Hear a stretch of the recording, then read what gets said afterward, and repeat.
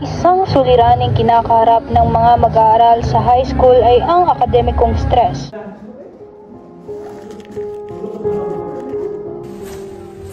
Ayon sa pag-aaral, maraming mag-aaral ang nakakaranas ng anxiety at depression dahil sa matinding pressure na kanilang nararanasan sa paaralan.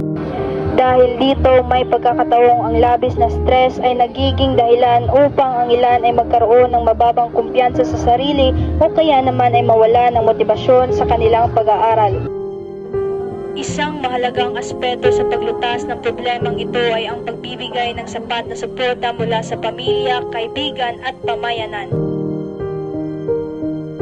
Ang akademikong stress ay isang seryosong isyong panlipunan na nakakaapekto sa kalusugan ng kabataan.